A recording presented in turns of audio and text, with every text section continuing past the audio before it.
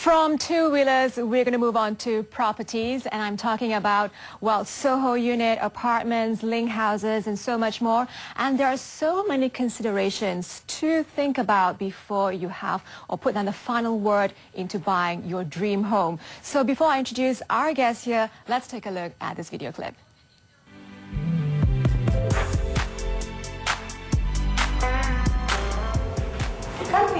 Oh, this apartment. Okay, wow.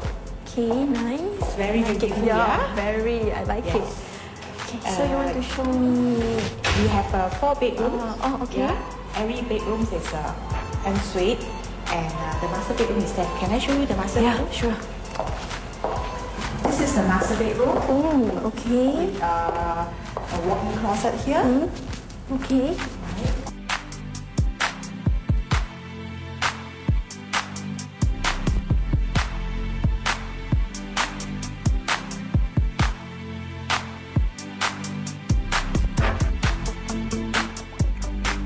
Lisa, would you like city living? Why not? Of course I like it. Only one thing I need to preempt you. In city living, you will have some noise disturbance. So sometimes you get a bit noisy. Oh, I don't mind it. Just bring the paper. I take it this house because I really like it. I don't mind about the noisy and stuff. Never mind. Okay. Just give me any time to sign. Okay, sure.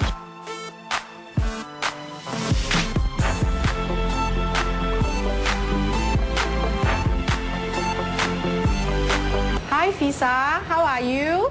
I'm good. So far, how you like the apartment?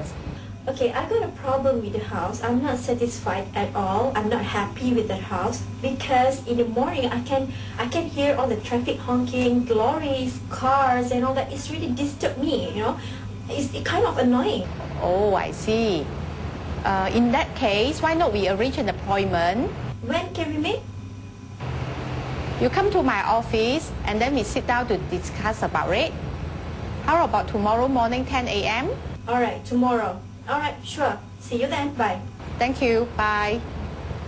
Interesting. Now, a lot of regret there. I'm just going to introduce our guest here to talk about Home Guru, the buying tips for purchasing a home, as well as the considerations to think about. I have with me Mr. Stephen Tan, Country Manager of Home Guru, Stephanie Law, Oriental Property, Realty, as well as Koni Y, who is a dancing doctor. That's an interesting profession. We'll go into that just a bit more later. Now, we've just seen the video clip. Yeah. The lady was just so gung-ho. Just give me the papers, I'll sign it. Don't worry, just give me the papers. She was very happy, and then she got really upset, after that. So a lot of regret. Obviously, there was too much enthusiasm and very little consideration. Yeah, she was. In fact, when she see the place, she liked the place very much. But I did, because that place so happened it was in the city center. So we have a lot of comments from our clients saying that live in city center will be very noisy. So I did preempt her that, if you live in city center, you have the noise disturbance. So that is subsequently she called and she was complaining about the noise pollution. Noise. Yeah, yeah. So sad. Yeah. Now, Koni, why? So what is a dancing doctor?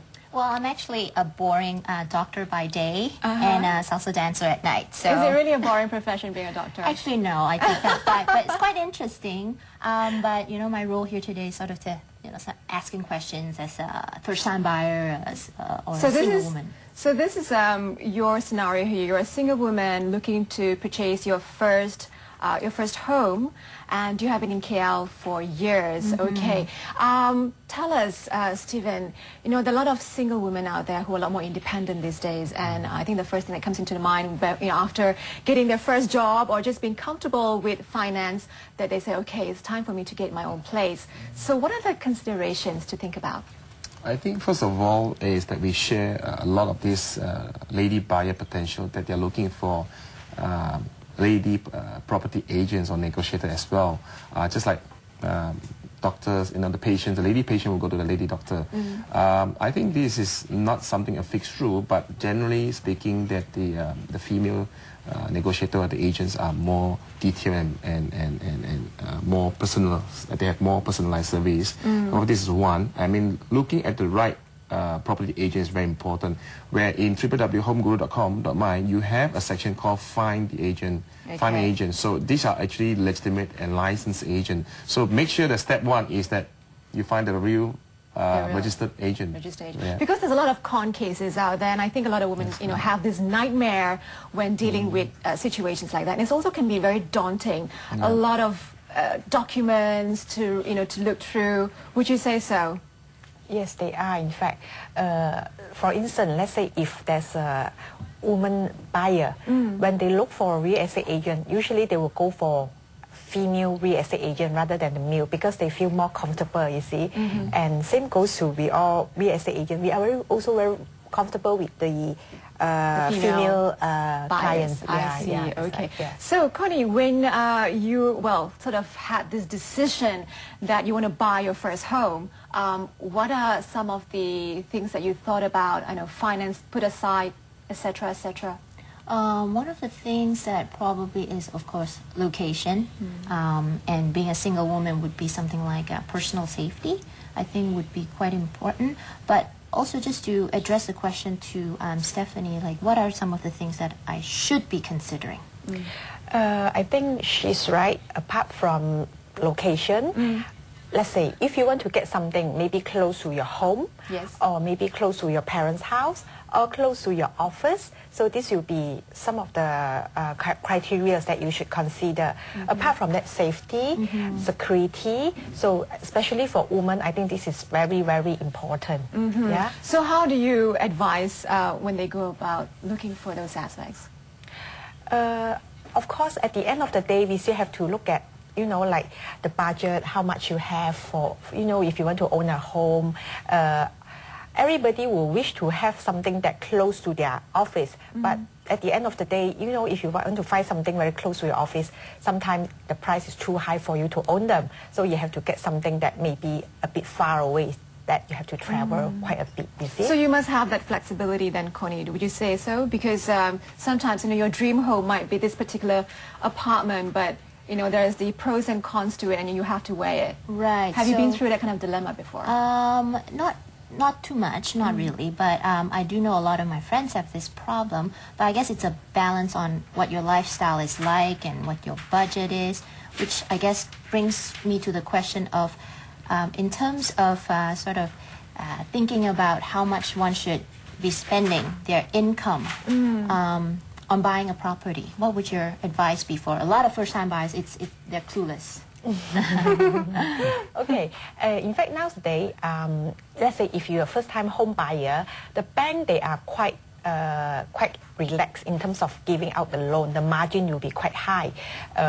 They will even let you have like 90% loan, So if you have 90%, then your upfront is just only 10%, which is quite minimal.